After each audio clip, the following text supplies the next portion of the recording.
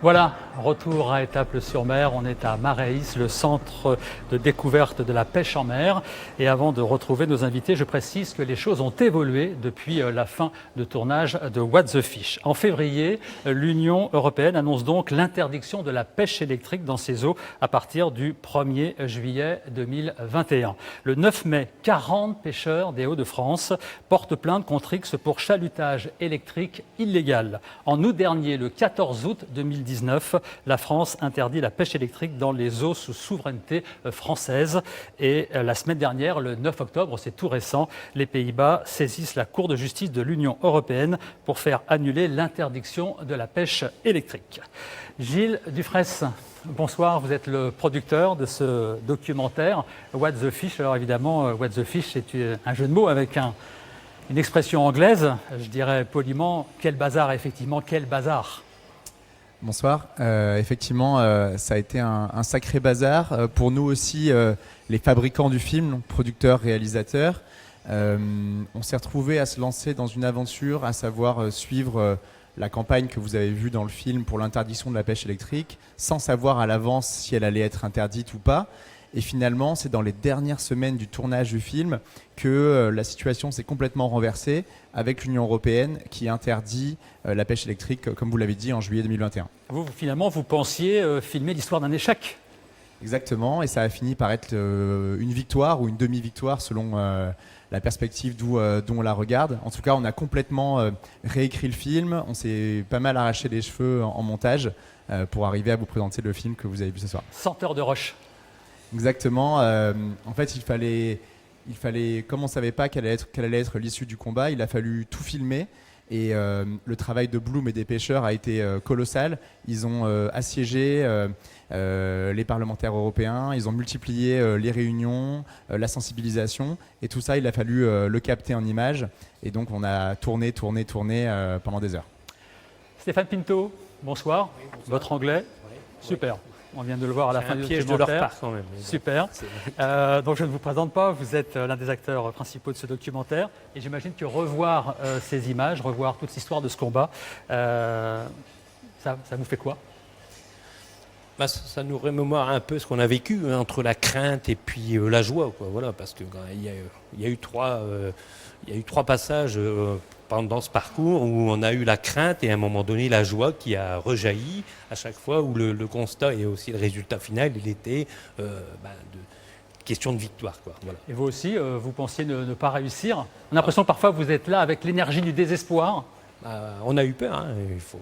On nous a assez martelé à l'esprit que c'était le pot de terre contre le pot de fer, et donc on a vraiment eu peur de ne pas gagner ce combat. Et je pense que si on l'a gagné, c'est grâce à tout le monde, tous ces gens qui nous ont entourés, que ce soit des eurodéputés, des députés au niveau national, l'ONG Bloom, tous les gens, tous ces gens qui nous ont suivis pendant ce parcours, nous ont permis de gagner ce combat, et on l'a gagné principalement pour la ressource. Frédéric Lemanac, bonsoir. Bonsoir. Vous êtes le directeur scientifique de Bloom. Alors on va vite se rendre compte au cours de ce débat. Là, vous avez gagné une bataille, mais vous n'avez pas gagné la guerre, loin de là. Les Pays-Bas, d'ailleurs, déposent, on l'a dit, un recours. C'est quoi ce recours ? C'est une demande en annulation du nouveau règlement, donc, qui est entré en vigueur en août 2019. Ça veut dire qu'il faut tout recommencer ? Non, parce que c'est à la fois ridicule et effrayant. C'est ridicule parce que les Pays-Bas ont été en infraction des règlements européens depuis 10 ans. Et c'est eux qui attaquent la Cour européenne de justice. Donc c'est ridicule de ce point de vue-là. Ils n'ont absolument aucune chance de gagner ce recours-là. Donc le règlement est entré en vigueur. L'interdiction de la pêche électrique est en cours. Mais c'est aussi effrayant parce que ça montre la collusion énorme qu'il y a entre les lobbies industriels et certains États membres. Et ce qui explique pourquoi on arrive à ce genre de délire de développement de la pêche électrique en Europe. Ça veut dire que les Pays-Bas, avec cette démarche, soignent un peu son public ? Soigne son public, enfin l'image auprès de son public, sa relation avec les pêcheurs industriels qui ont quand même une puissance colossale de feu et en termes de décision politique aux Pays-Bas et en Europe. Donc c'est vraiment histoire de satisfaire le lobby industriel avant tout et de montrer qu'en fait il ne les a pas abandonnés. Mais c'est tout. C'est vraiment c'est quelque chose qui n'aboutira pas. Jean-Pierre Pont, Bonsoir. Bonsoir. Vous êtes le député de la circonscription de Boulogne-le-Portel, député La République En Marche, ancien maire de Neuchâtel-Ardelot. Vous êtes intervenu plusieurs fois à l'Assemblée nationale en faveur de l'interdiction de la pêche électrique. Alors quoi? Vous prêchiez dans le vide? Non, non, pas du tout. Je pense qu'il fallait, puisque la politique commune de la pêche dépend de l'Europe, il fallait que nous, députés nationaux, puissions aider notre ministre justement à combattre cette pêche électrique. On l'a fait par une tribune en début 2019, puis après par une PPRE, une proposition de résolution, et enfin donc ces derniers temps en mai pour une proposition de loi pour interdire dans les 12 000 Français la pêche électrique, bien avant l'interdiction européenne. Quand on parle de la pêche et qu'on s'adresse au gouvernement, on va vers qui? Vers quel ministre? Le ministre de l'Agriculture, même si on regrette un petit peu que même dans son titre, c'est une ministre de l'Agriculture et de l'Alimentation, il n'y a pas la pêche. Mais j'allais presque dire, on s'amuse entre nous de rajouter à chaque fois la pêche. Tous les députés des Hauts-de-France, Normandie et Bretagne, on rajoute la pêche au titre de M. Guillaume. On rappelle que le dernier ministre de la pêche, de plein exercice, c'est d'ailleurs un secrétaire d'État, ce n'était pas un ministre, c'était Guy Langagne.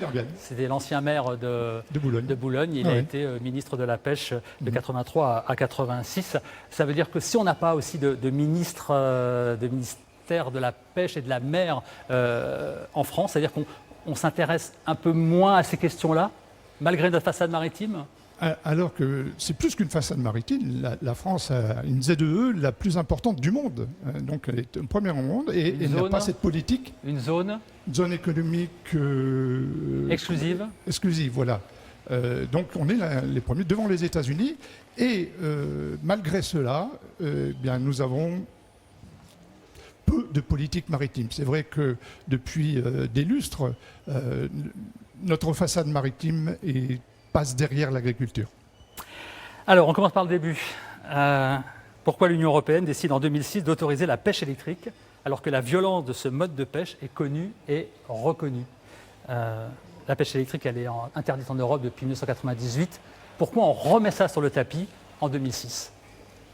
Tout simplement parce qu'il y a une demande des lobbies néerlandais qui pratiquaient à l'époque une méthode qu'on appelle le chalutage à perche. Donc c'est des chaluts de fond, donc des filets en forme de chaussettes qui sont lestés par des chaînes métalliques qui vont aller déloger le poisson du sédiment. Et en fait, cette méthode de pêche, elle est extrêmement gourmande en énergie. Il faut beaucoup de carburant pour capturer du poisson. Parce que le chalut, il est lourd. Il est très très lourd, donc il faut beaucoup de carburant. Et en plus, le chalut étant très lourd, il a un impact assez colossal sur les habitats marins et donc il y a une sorte d'épée de Damoclès à la fois économique et à la fois politique sur cette méthode de pêche. Et donc les Néerlandais, plutôt que de se demander comment opérer une transition vers une méthode de pêche plus vertueuse à échelle humaine, ils se sont dit on va remplacer les chaînes métalliques par des électrodes qui vont elles-mêmes avec un champ électrique déloger le poisson du fond marin. Et donc c'est ça la pêche électrique, c'est simplement qu'on a remplacé des chaînes par des électrodes. C'est extrêmement efficace et donc ça leur a permis par un double tour de passe-passe en disant que c'était moins impactant sur l'environnement et en plus que ça permettait de réduire la consommation de carburant, ils ont réussi à appeler ça une méthode de pêche durable et c'est comme ça qu'on est arrivé à avoir des dérogations pour une méthode de pêche interdite au même titre que l'explosif ou le poison en 1998. Stéphane Pinto, à cette époque-là, en 2006, elle est comment la ressource? Comment vous vous portez, vous les pêcheurs boulonnais? Nous, il n'y avait pas de souci au niveau de la ressource. On a fait le vrai constat on va dire, ces 5 dernières années. Mais en 2013 déjà, on avait alerté à l'époque M. Cuvier, maire de Boulogne, qui était aussi secrétaire d'État détaché à la mer. On avait constaté lors de sorties de pêche qu'on pêchait des poissons qui étaient morts, de taille quand même assez conséquente, et que c'était pour nous une première de rencontrer de tels poissons morts déjà dans nos filets, parce que notre technique de pêche, c'est un filet qu'on pose dans le fond, le poisson se pêche dedans, mais c'est pas pour autant qu'il est mort tout de suite. Donc voilà, et donc on a réfléchi, on s'est posé la question entre collègues, on s'est dit tiens, pourquoi, comment se fait-il qu'on rencontre des poissons de taille plus qu'adultes qui sont déjà morts et là on a commencé à entendre parler de la pêche électrique, de l'accentuation de la pêche électrique en mer du Nord au large de Dunkerque, et on s'est posé tellement de questions qu'on a alerté M. Cuvillier, qui est dans un premier temps monté au créneau, et puis on n'a pas eu vraiment de retour concret par rapport à ça. Quelques années plus tard, Pardon. Monsieur Cuvillier, qui est donc Maire de Boulogne-sur-Mer. Boulogne-sur-Mer, également ancien ministre de la Pêche sous le mandat de M. Hollande. Donc voilà, et si vous voulez, on a alerté un peu les pouvoirs publics, ça a été une question qui a été posée au Parlement à l'époque et aussi pendant les négociations de fin d'année. Et puis ça s'est un peu, on va dire, atténué et puis on n'a pas eu vraiment de retour par rapport à ça. Jean-Pierre Pont, vous avez entendu parler de ces premières alertes ? Personnellement, non. Non, les premières alertes. Après, en étudiant le dossier, lorsqu'au départ, il y a eu cette autorisation, c'était pour peu de navires, 14 navires, 5%, simplement des bâtiments hollandais, à titre expérimental. Et il devait y avoir, donc, au bout de 4 ans, les données de cette expérimentation. Espèce d'état des lieux. Mais apparemment, il n'y a pas eu de données explicites. Et il y a une dérive importante, puisque de 14 bateaux, on est passé à plus de 80 bateaux qui étaient armés en pêche électrique, ce qui est inadmissible, sans compter les subventions qu'ils ont reçues. Parce que évidemment, 21 millions, on en reparlera à la fin de l'émission, 21 millions d'euros de subventions de l'Europe.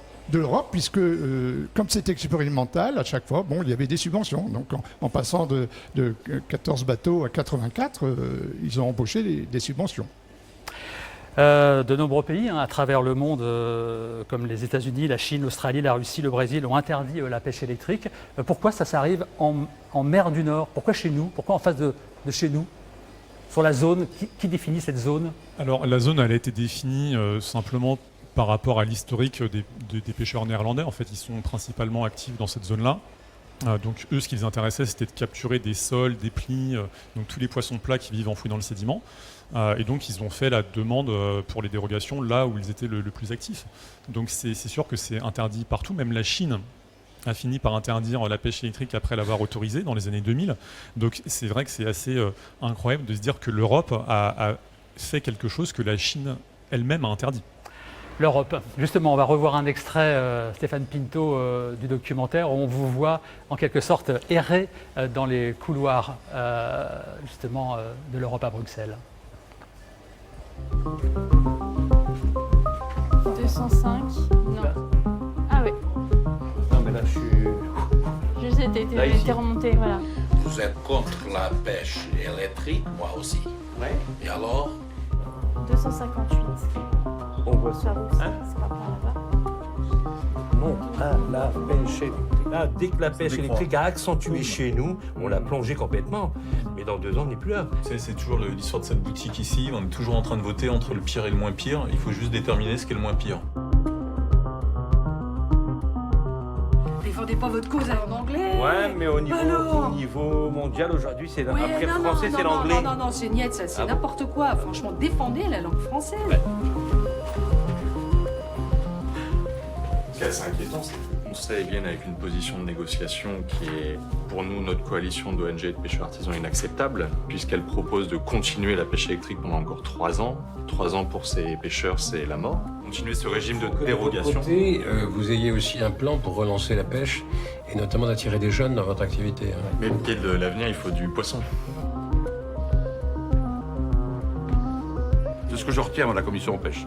France-Espagne, c'est toujours un conflit. Bon, en plus, il y a les Hollandais dans la partie, dans ce cas-ci. Donc oui, vous avez raison de sensibiliser. Et vous n'avez jamais assez d'une vie pour marcher les kilomètres que vous avez à faire. Stéphane Pinto, un commentaire sur cette image, on vous sent totalement déboussolé là. Oui, puis c'est quelque chose de nouveau pour nous. Puis nous qui venons d'un monde de la ruralité complètement et qui s'aperçoit aujourd'hui de cette grandiose qui existe ailleurs et que au final que là c'est là où tout se décide. Mais bon, c'est quand même aussi porteur d'espoir puisqu'on même on a pris le temps de nous écouter quand même. Voilà. Alors parfois c'est un peu compliqué. Hein. Vous venez dire qu'il n'y a plus de poissons en mer et puis on vous répond qu'il faut utiliser des mots français ou alors qu'il faut embaucher des jeunes sur vos bateaux. Oui, c'est un peu décalé. De toute manière, moi je suis pêcheur et puis je le dis, sans ressources, il n'y a pas de pêcheur. On peut être pêcheur et on peut faire ce qu'on veut, mais s'il n'y a pas de ressources, il n'y a pas de pêcheur. Donc voilà, donc c'est sûr qu'à un moment donné, il faut réfléchir. Et l'Europe, je pense que l'Europe aujourd'hui n'est plus du tout en phase. La politique commune de la pêche n'est plus du tout en phase avec la réalité. Moi je retiens de la politique commune des pêches la phrase, le maître mot, préservation de la ressource. Moi, je suis désolé actuellement, il faudrait peut-être que... Parce que justement, les techniques aujourd'hui de pêche sont plus du tout celles qu'elles étaient hier. Ah non, tout a évolué très vite. Du tout. Si on prend la pêche électrique, aujourd'hui, vraiment, la pêche électrique, c'est une technique de pêche qui avance beaucoup plus vite que la reproduction du poisson. Et à juste titre, comme le dit monsieur le député, 84 navires qui multiplient par 5 ou 6 la capacité de pêche d'un navire traditionnel. Si on multiplie ce nombre de navires, ça représente 400 navires qui 24 heures sur 24. Voilà, on est sur de la surexploitation. C'est dans l'extravagance et c'est énorme de conséquences, puisque nous, depuis quelques années en arrière, on a quand même perdu plus de 50% de cette ressource qui, pour nous, les filières des Hauts-de-France, était 80% du chiffre d'affaires. Et ça, c'est quelque chose qu'on ne peut pas accepter, parce on est complètement dans une Europe avec une concurrence déloyale entre les acteurs qui ciblent en plus la même espèce. En 2006, l'Union européenne elle a posé des limites. Vous l'avez rappelé, Jean-Pierre Pont. Seuls 5% des bateaux de pêche d'un pays membre peuvent équiper leur chalutier de chalut électrique. En théorie, donc, les Pays-Bas pouvaient équiper, vous avez dit, 15 bateaux maximum. Ils en ont aujourd'hui 84. Pourquoi l'Europe est incapable de faire respecter ses propres règles ? Alors, ils n'en ont plus 84. Depuis l'entrée en vigueur du règlement européen, ils sont tombés à 42. Là, ils doivent tomber à 15 maximum d'ici la fin de l'année. Et ensuite, il en restera une quinzaine jusqu'à l'interdiction totale et définitive en 2021. Donc, ils rentrent un peu dans les clous. Ils rentrent un peu dans les clous, on leur force la main pour rentrer dans ces clous-là. Effectivement, le pourcentage autorisé est le même actuellement que ce qu'il était au temps des dérogations. Mais là, on va faire en sorte que ce soit respecté. Et en fait, le problème, c'est que la Commission européenne ou les institutions européennes n'ont pas de pouvoir, si vous voulez, pour contrôler les États membres. Donc c'est en fait à chaque État membre, aux Pays-Bas, à la France, au Royaume-Uni, encore pendant quelques semaines, de s'assurer que les règlements européens sont appliqués. Or là, comme je disais tout à l'heure, il y a vraiment une collusion entre les lobbies industriels et les décideurs politiques et ceux qui tiennent les rênes du pouvoir aux Pays-Bas. Et donc, ils les ont laissés faire tout et n'importe quoi. C'est-à-dire qu'un pays de l'Union, les Pays-Bas, peuvent être en infraction pendant des années, pendant 10 ans. Et c'est ce qu'ils ont fait. Ils ont été en infraction alors pas pendant 10 ans, parce que pendant les premières années de la pêche électrique, ils étaient bien dans les 5% réglementaires. Mais dès qu'ils ont eu l'autorisation de leur gouvernement, avec l'aval de la Commission européenne et des autres États membres, ils ont été en infraction. Et donc c'est ça qui a marqué le début, par exemple, de la pêche, de la campagne contre la pêche électrique de Bloom, en fait, puisqu'on a porté plainte contre les Pays-Bas pour un nombre illégal de dérogations. Allez, on regarde un nouvel extrait de What the Fish qui nous évoque d'ailleurs cette démocratie à géométrie variable, en quelque sorte. Il faut mettre une pression très forte sur le gouvernement, parce qu'en réalité, la pression sur le gouvernement, elle est assez faible. Mais bon, toutes les portes se ferment, on n'a pas la chance d'avoir les portes qui s'ouvrent. Nous aussi, on aurait bien voulu rencontrer M. Macron, on aurait bien voulu rencontrer le ministre de la Pêche, de l'Agriculture, au même titre qu'on vous rencontre. C'est ça le travail des élus. Des élus élus par des citoyens, c'est de rencontrer les citoyens quand ils ont besoin d'être entendus. On est dans un contexte politique particulier en France, avec les gilets jaunes, et toute cette protestation qui monte. La France n'a pas joué son rôle au sein du Conseil européen. Donc il faut, dans ce moment-là, accentuer la pression sur le gouvernement et sur le président Macron. Parce qu'en réalité, à l'époque de Chirac, ça s'est réglé. Un coup de téléphone du président de la République au président de la Commission, l'affaire était réglée. Voilà. Gilles Dufraisse, des moments comme ça, vous en avez saisi évidemment en plein. Vous avez dit une centaine d'heures de rush. Il y a des choses qui ne sont pas passées là dans le documentaire qu'on vient de voir et que vous auriez bien voulu montrer. Alors on a beaucoup de perles entre guillemets qu'on n'a pas mises dans le film parce que le film fait 52 minutes. Je dirais que les deux moments principaux qu'on n'a pas pu rentrer dans le montage de 52 minutes, c'est d'une part des discussions scientifiques sur l'impact réel de la pêche électrique.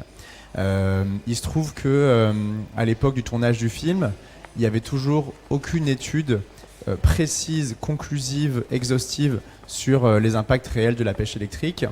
Je pense que dans les prochains jours, il y a des études qui vont sortir et qui vont dévoiler l'impact réel de la pêche électrique. Mais voilà, comme on était encore dans un moment où on n'avait pas de résultats définitifs, on a préféré ne pas l'intégrer dans le film. Et ensuite, on avait pas mal d'interviews et de discussions sur le sujet du poids des lobbies industriels dans les couloirs de l'Union européenne.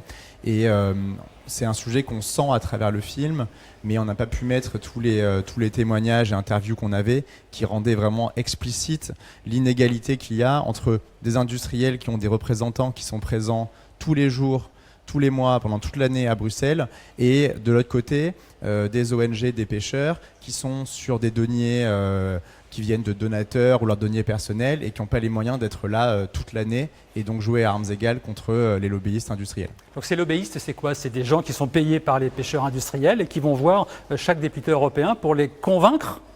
C'est ça? C'est exactement ça, et on les retrouve dans plein de domaines différents, que ce soit dans le domaine de la chimie, de l'agriculture, et c'est là qu'il y a une vraie inégalité, et c'est là que la campagne qui a été portée par Bloom a fait la différence. C'est qu'elle a une des forces de Bloom, c'est d'avoir la capacité, grâce à de la recherche scientifique, à jouer quelque part à armes presque égales avec ces lobbyistes professionnels, en faisant la synthèse d'informations et en allant informer les députés, les eurodéputés, les ministres de la réalité des problèmes. Jean-Pierre Pont, qui a abandonné les pêcheurs, nos pêcheurs? Je ne pense pas que la France, avons abandonné les pêcheurs, puisque nous sommes montés au créneau dès les premiers instants où la pêche électrique a commencé à produire ses effets néfastes. On n'a quand même pas l'impression, en regardant le documentaire, que la France est très présente. Alors, il faut se remettre encore une fois dans le contexte que cette politique commune de la pêche, c'est une compétence de l'Europe. Et on sait, Monsieur Pinto, la complexité de l'Europe entre le Parlement, la Commission, le trilogue, puis à nouveau le Parlement, ça fait beaucoup de détours. Plus le lobbying, ce qui est important.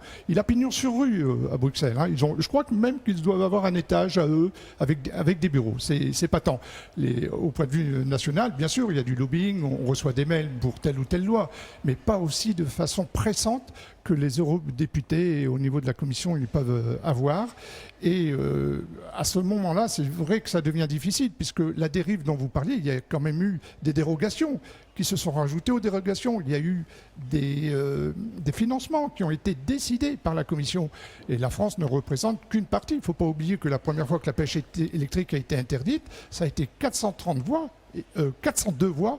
Il y a 230 voix qui étaient pour la pêche électrique. Donc c'était quand même important, à peu près un tiers. Et je pense que au niveau, d'ailleurs dans le rapport que nous avons fait sur la pêche durable, nous avons demandé un peu plus de clarté de la Commission et de savoir quand elles font les TAC et quotas, le pourquoi, quand ils augmentent ou diminuent, de savoir pourquoi. Là, actuellement, personne ne sait, puisque c'est en petit comité, ne sait le pourquoi que les TAC ou quotas augmentent ou diminuent. Donc nous demandons ce qu'il y ait plus de clarté. Nous allons donc voir la Commission européenne pour déposer notre rapport. Stéphane Pinto, je vous voyais faire la moue. À un moment donné, vous êtes quand même, vous, les pêcheurs français, sentis très très seuls. Oui, c'est clair. Moi, je n'ai pas peur de le dire, de toute manière. Nous, on n'a pas eu le soutien du départ. De 2013, quand on a commencé à alerter les pouvoirs publics, on n'a pas eu le soutien.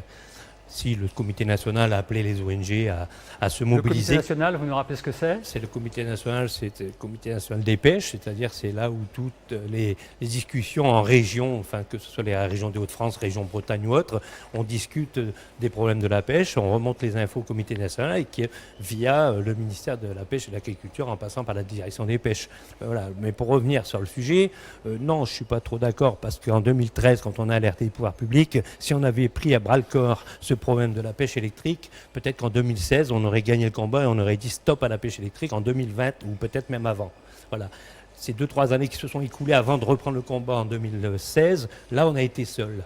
Parce que le comité national s'est positionné pour et en faveur de la pêche électrique à hauteur des 5%. Ça c'est clair. Dans le documentaire, quelqu'un dit à une certaine époque, le président de la République, il décrochait son téléphone, c'était réglé dans l'heure. Vous pensez que ça a manqué, ça? Oui, sauf que aujourd'hui, je ne peux pas porter bémol au président de la République parce qu'il a clairement annoncé devant le Premier ministre hollandais qu'il était opposé à la pêche électrique. Le bémol important de par notre profession, c'est notre comité national. Parce que notre comité national, la DPMA, la direction des pêches ou le ministère de la Pêche et de l'Agriculture retient les infos de ce comité national s'il doit ou pas défendre de telle manière le dossier ou pas. Et là, ça n'a pas été fait à partir du comité national. Je pense qu'on a alerté les pouvoirs publics, on a alerté le ministre de la Pêche et de l'Agriculture. Il aurait pu peut-être aussi un peu plus nous écouter. Voilà. Mais c'est sûr que le bémol auquel nous, les pêcheurs, aujourd'hui, nous avons apporté, c'est contre le comité national. Il n'a pas fait son travail parce qu'il était pour la pêche électrique à hauteur de 5% en Union européenne. Et là, le combat, on l'a mené seul avec les députés qui nous sont tenus, en l'occurrence M. Pont, les ONG, les citoyens. Voilà. Alors, des poissons, il n'y en a plus.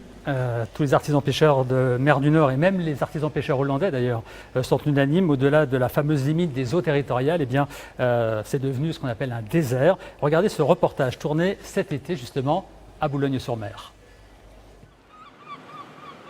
Le premier port de pêche français à Le Moral en Berne. Ce vendredi, un seul filayeur a pris la mer.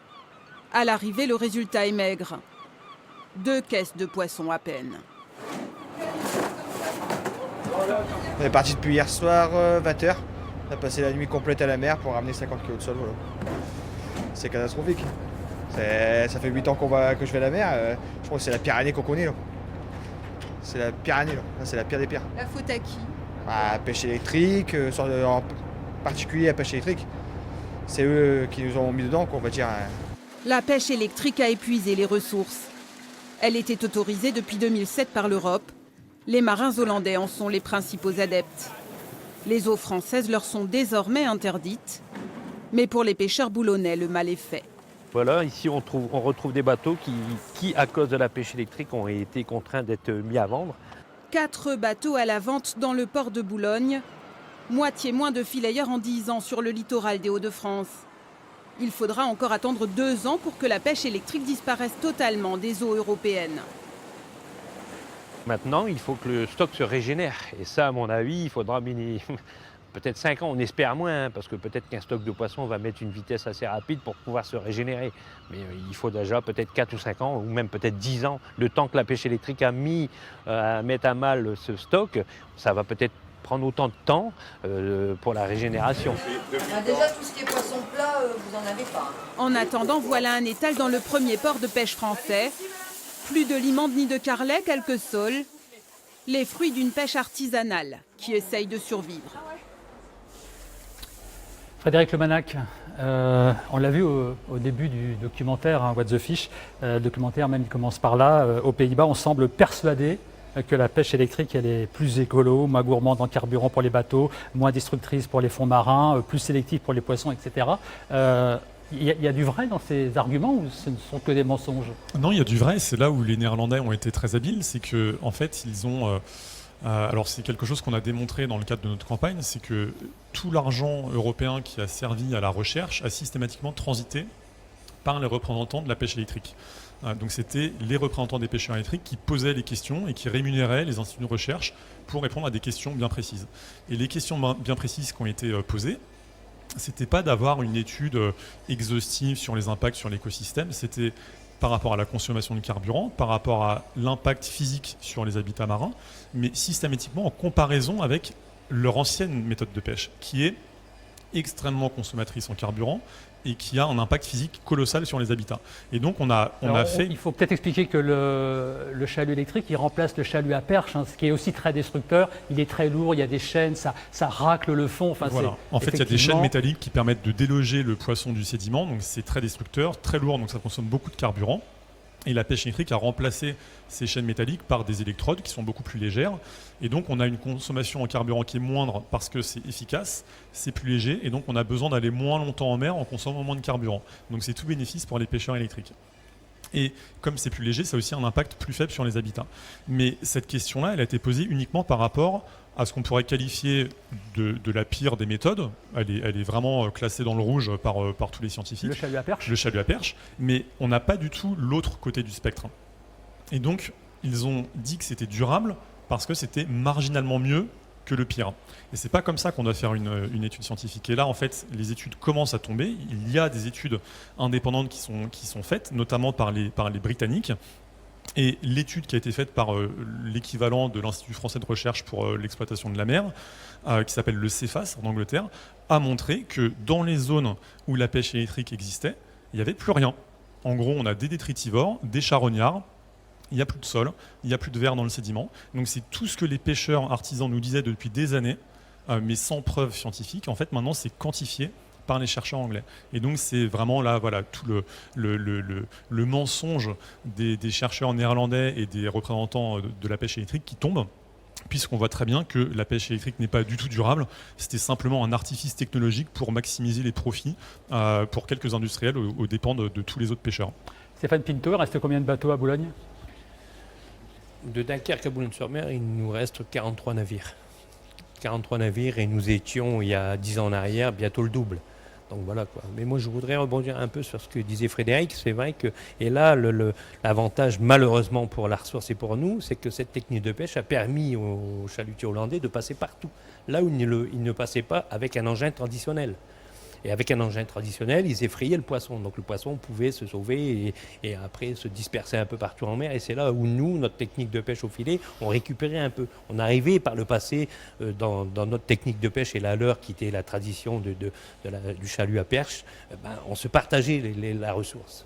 Là, aujourd'hui, ils ont multiplié par 5 ou 6 leur capacité de pêche. Ils passent partout là où ils ne passaient pas avant. Voilà, c'est comme si on disait aux voitures, demain, allez-y, vous pouvez rouler partout. Et les gens ne seront plus du tout en sécurité sur le trottoir. C'est ce qui s'est passé avec la technique de pêche. Ils ont trouvé le moyen et en plus, ils pêchaient la sole quand elle était enfouie avec les chaînes. Et nous, on la pêchait que quand elle nageait. Et avec cette technique de pêche, le poisson commence à nager pour se sauver, on l'électrocute et on l'arrête. Donc, ils ont trouvé le moyen de pêcher le poisson enfoui dans les sédiments, en même temps que le poisson qui nage pour se sauver de l'engin de pêche. Voilà. Et ils ont été très forts, certes, mais bon, au détriment de la ressource et aussi de l'activité de notre région et des régions côtières du reste de l'Europe.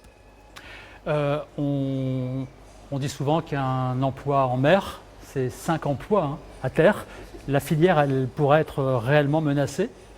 Oui, moi j'ai toujours dit qu'aujourd'hui, j'ai pris un exemple très simple, on prend la région minière chez nous, dans les Hauts-de-France, quand on a fermé les mines de charbon, 64% de chômage. Si demain on venait à perdre la pêche réellement dans la région des Hauts-de-France, je pense que ça serait une catastrophe économique pour notre région, mais aussi pour notre pays. Voilà, donc je pense qu'à un moment donné, il va falloir qu'il y ait une politique commune qui soit écrite avec la vérité. Parce que la vérité, les vrais pêcheurs l'ont, pas les mauvais pêcheurs. Jean-Pierre Pont, c'est un appel au secours. Oui, je l'entends sur cette pêche électrique, parce que bien sûr on parle de pêcher beaucoup plus, mais on n'a pas encore aussi toutes les données sur les alevins et sur les poissons pubères, c'est-à-dire que ceux qui vont former ce qu'on pêchera plus tard. Mais dire que c'est 100% la pêche électrique, je pense qu'il faut un petit peu atténuer les choses. Il y a le réchauffement climatique, on le sent. On a sur Boulogne maintenant des espèces qu'on voyait beaucoup moins auparavant. Il y a des thons qui arrivent en Bretagne, on voit des dauphins ici en Manche. Donc il y a des changements. Et ça, on sait que le poisson est extrêmement sensible à ces modifications climatiques. Et je suis désolé, M. Pinto, mais il y a aussi un petit peu de surpêche qu'il faut voir derrière. Vous avez quand même à un certain moment, et je peux le comprendre, parce que pour assurer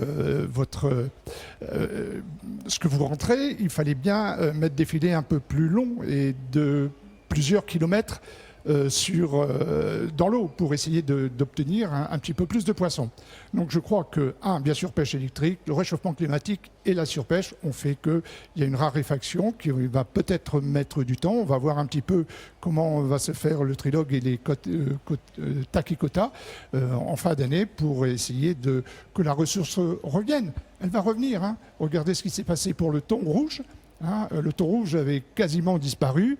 On a mis des règles extrêmement précises. Maintenant, chaque année, on est en train de réaugmenter les quotas de thon rouge. Donc on peut y arriver avec des marins responsables. Stéphane Pinto ? Non, je ne suis pas du tout d'accord. Parce que dans les années où on avait un climat qui se suivait, on avait des températures qui excèdent celles qu'on a actuellement l'été, on avait des températures l'hiver, certes, et on a toujours pêché de la sole. Et puis après, même qu'on ait eu plus de filets ou pas, il n'y a pas eu de surpêche puisqu'il y avait des quotas qui étaient adaptés. Voilà, il y a 10 ans en arrière, à Boulogne-sur-Mer, on débarquait plus de 1000 tonnes de sole pour un chiffre d'affaires de 15 millions d'euros. Aujourd'hui, on débarque à peine 300 tonnes de sol pour un chiffre d'affaires de même pas de 3 millions d'euros. Donc non, il n'y a pas de surpêche au niveau des filets. On pourra le justifier s'il le fallait. Je pense que sur l'ensemble général, voilà, il y a des techniques de pêche néfastes qui ont fait qui sont arrivées dans le monde de la pêche. Et la pêche électrique fait partie de ça. C'est une technique de pêche qui, on va dire, était beaucoup plus rapide que la reproduction du poisson. Et moi, je dis que la pêche, c'est un métier, le seul métier sur la Terre qui ne produit rien du tout. Si vous prenez l'agriculture produit, l'industrie produit, la pêche ne produit rien. Et nous, on s'est inscrit en 2007 en tant que pêcheur responsable pour une pêche durable sous M. Barnier, qui aujourd'hui est le M. Brexit pour la France. Voilà, on s'est inscrit dans cette logique et on l'a toujours respecté. On a fait des études avec Ifremer qui justifient que le maillage qu'on utilise, on avait 3% de rejet. Enfin, je ne vais pas refaire le monde de la pêche, mais je ne suis pas d'accord avec le député M. Pont.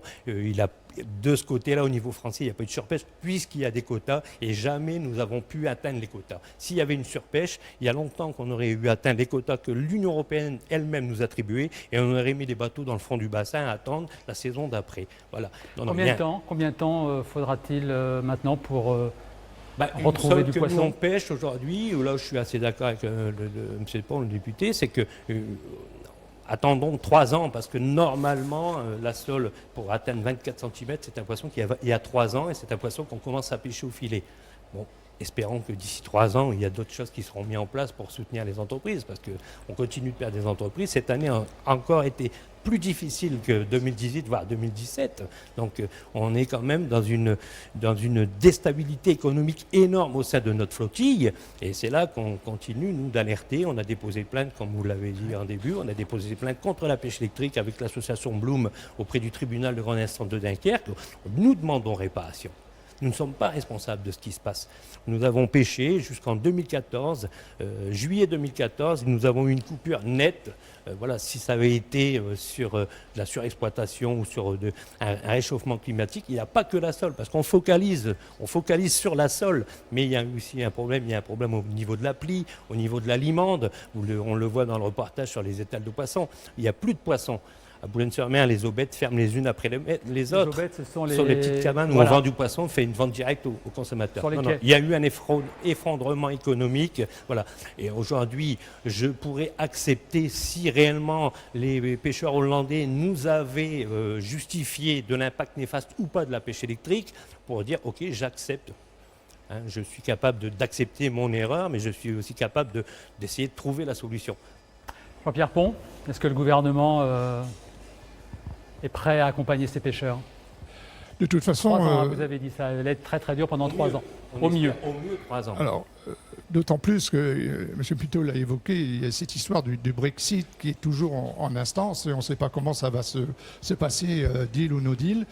Et là aussi, il pourrait y avoir un impact encore plus catastrophique que la pêche électrique. Donc, que ce soit l'Europe et le gouvernement français, il est prêt bien sûr à aider, mais comme dit M. Pitot, un pêcheur est fait pour pêcher. Ils ne sont pas à rester à quai, parce que rester à quai plusieurs mois, c'est tout. C'est déjà difficile de recruter des marins pêcheurs, mais alors s'ils restent à quai, ils vont voir fondre leur équipage et ça sera difficile de récupérer après.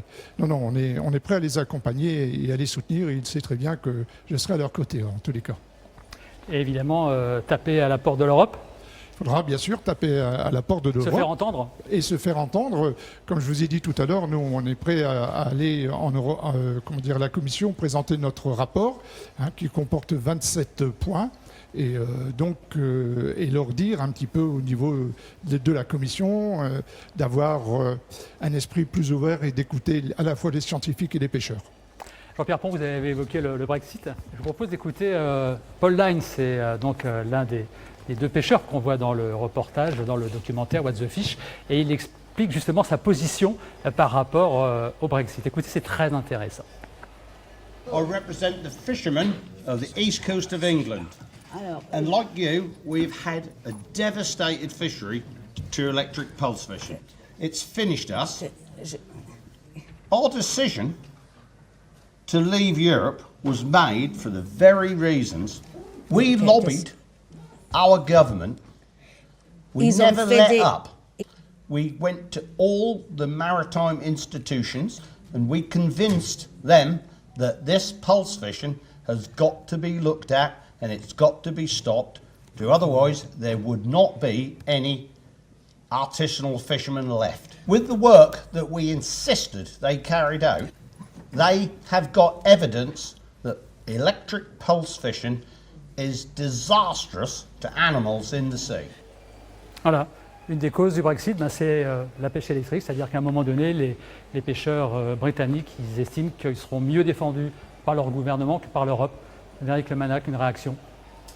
C'est un argument qu'on entend souvent. Alors, je ne pense pas que ce soit uniquement une question de pêche qui ait provoqué le Brexit. Ce qui est certain, c'est que... Un des éléments. Voilà, en tout cas, dans la communauté de pêcheurs, c'est clairement sur la côte est anglaise, bien sûr, puisque la pêche électrique n'a pas lieu sur les autres côtes. Mais en tout cas, sur la côte est anglaise, c'est clairement un des catalyseurs de la position des pêcheurs pour le Brexit. Le Brexit, ce sera une difficulté supplémentaire, c'est-à-dire que c'est à la fin du mois. Et alors là, c'est un peu dingue, parce que vous ne pourrez plus aller pêcher dans les eaux britanniques. C'est 30% de votre pêche, c'est ça.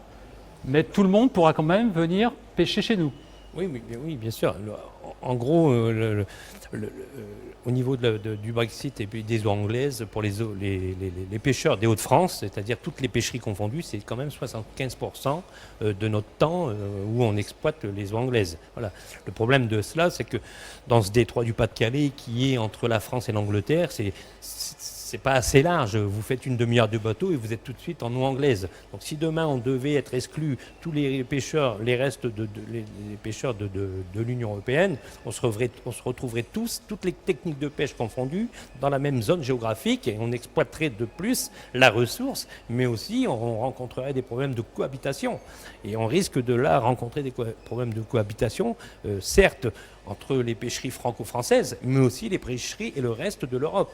Et là, on partirait, je pense que le grand danger, c'est qu'on crée une bataille navale et qu'on déstabilise le bon fonctionnement, entre guillemets, de l'Union européenne, mis à part la pêche, parce qu'il y a d'autres choses en Europe qui fonctionnent. Mais côté pêche, je pense qu'il y a un gros travail à faire.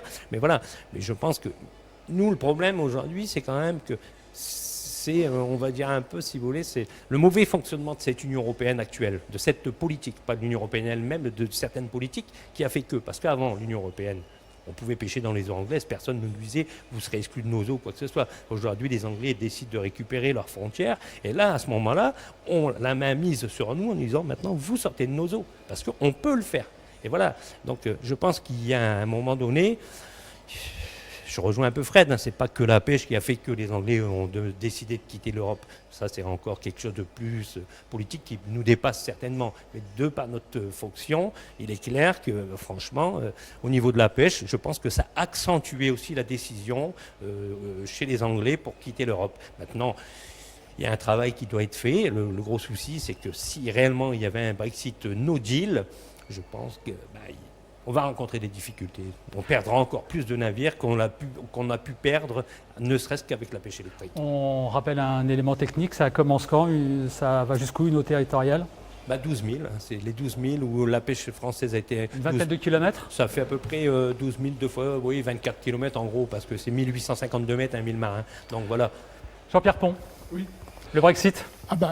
Justement, c'est vrai que quand j'entends que les Anglais ont quitté l'Europe pour la pêche électrique, non, je pense qu'ils j'ai dit que c'était un des éléments, parce que je rebondissais sur les propos de Paul Lyons. De toute façon, c'est vrai que les pêcheurs anglais étaient très en Brexit et voulaient récupérer leurs eaux, alors que ce qu'ils pêchent, 70% de ce qu'ils pêchent revient en Europe pour être transformé. Et en récupérant leurs eaux, ils n'ont pas la capacité en bateau et en hommes de pêcher leur quota dans leurs eaux. Donc ça va être sûrement, ça va leur poser un problème, et ça va nous poser un problème, parce que ne plus aller dans les eaux anglaises, comme M. Pinto le disait tout à l'heure, on est pour les Hauts-de-France, 60-70%, ce sont dans les eaux anglaises, et donc si on n'a plus cet apport, et associé à ce que tous les autres pays, les Belges, les Hollandais, vont venir, ne pouvons plus aller non plus en Angleterre, ils vont venir chez nous. Donc ça va faire beaucoup de monde dans les eaux européennes et françaises. Et là, ça va poser problème. Et là, on ne sait pas. J'étais ce matin chez l'ambassadeur de Grande-Bretagne, je lui ai posé la question. Là aussi, il me dit, on préférait qu'il y ait un accord, parce que s'il y a un accord, ça va, puisque la pêche fait partie des 4 grands éléments de l'accord, puisqu'il y a le problème de l'Irlande, il y a le problème de la dette, les ressortissants anglais et français, anglais et européens de pays, et la pêche. On a toujours su qu'il y avait ces 4 points très importants. Ce qui achoppe le plus, c'est l'Irlande. Mais moi, ce que j'essaye de mettre en avant, c'est le problème de la pêche, parce que c'est sûr, si un Brexit dure du jour au lendemain, quoique on sait que ça pourra continuer au moins jusqu'à la fin d'année. Mais après, c'est le gros point d'interrogation, c'est-à-dire quasiment, c'est des bateaux qui restent à quai. Et ça, c'est inadmissible. On ne peut pas imaginer ça. J'ai du fraise dans tous les roches. On parlait beaucoup du Brexit. Oui, c'est un sujet qui réapparaissait souvent dans la bouche de Paul Lines notamment. Et c'est clair que c'est un sujet, comme ça a été dit par les différents invités, qui est hyper sensible, qui peut potentiellement raviver des conflits entre des pêcheurs anglais et français, conflits qui peuvent exister. Comme on l'avait vu l'année dernière avec la coquille Saint-Jacques. Bien sûr. Donc oui, c'est une ligne de tension de plus dans le film. Frédéric Lemanac, la pêche électrique, donc on l'a bien compris, c'est un problème parmi d'autres. On parle aujourd'hui de la présence en mer du Nord, d'un bateau-usine qui s'appelle le Margilis, qui s'appelle l'aspirateur des mers. C'est quoi cet énorme bateau qui est une nouvelle menace pour nos pêcheurs français ? Une nouvelle menace, non, parce que c'est un bateau qui a quand même déjà quelques années, mais ça fait partie des plus gros bateaux au monde. Donc on est sur des bateaux qui font 140 mètres de long, qui sont en mer toute l'année, qui aspirent des quantités colossales de poissons. Donc on parle de milliers de tonnes. Tous les pêcheurs de Boulogne pêchent 1000 tonnes par an. Ce bateau-là, il peut en pêcher 3-4 fois plus en une sortie en mer. Donc c'est vraiment des monstres, des machines de guerre pour aller pêcher du poisson. Et ça fait clairement partie des problèmes. Donc au niveau mondial, en fait, il y a certains chiffres qui sont assez marquants, mais par exemple, il y a 20% des captures mondiales de poissons chaque année qui sont réduits en farine et en huile pour alimenter les saumons d'élevage, les poulets ou les porcs. C'est pas du tout durable, dans le sens où ces poissons-là sont très bons pour la santé. C'est des poissons comme les anchois, les sardines, qui sont parfaitement consommables par les humains. Et on aurait bien mieux à faire de les consommer directement que de les réduire en farine pour en faire une protéine de moindre qualité. Donc c'est bien sûr un des autres problèmes. La pêche électrique, ça a été un combat qui était important. Il faut quand même rappeler que si on n'avait pas fait cette campagne au niveau européen avec les pêcheurs artisans, la pêche électrique aurait été autorisée dans toutes les eaux européennes. Donc il y avait vraiment une menace systémique en 2016, lorsque la Commission européenne a proposé de légaliser la pêche électrique. Mais c'est une des menaces. Et on peut parler de plein d'autres menaces. Il peut y avoir la Seine danoise, qui est aussi un engin dont on parle de plus en plus et qui est extrêmement efficace. Et donc, c'est exactement les mêmes arguments. C'est quoi ? C'est une méthode de pêche qui pêche aussi les poissons au fond. Alors, c'est assez technique, donc on ne va pas pouvoir expliquer ici. Mais en gros, ça peut nettoyer une zone qui fait 2, 3, 4 km². Stéphane, tu pourras confirmer. Mais on capture tous les poissons dans cette zone-là, juvéniles, adultes. Et ça capture des poissons qui sont de bonne qualité, donc qui sont bien valorisés. Donc on tue complètement aussi les criées lorsque les poissons sont débarqués et vendus. Et on nettoie la mer. Donc là, les pêcheurs artisans d'Europe sont en train maintenant de tirer la sonnette d'alarme à cause de cette nouvelle méthode de pêche qui est aussi opérée par les Néerlandais. Donc on est toujours dans une recherche de méthodes de pêche toujours plus efficaces pour capturer un poisson qui est de moins en moins présent dans les eaux européennes. C'est ça le problème.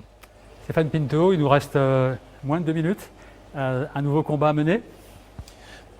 Pour moi, personnellement, non, parce que c'est pas une technique de pêche qui peut aujourd'hui... Non, puis on a des pêcheurs chez nous qui cherchent justement, qui pratiquent cette technique, mais à l'échelle, on va dire, moindre.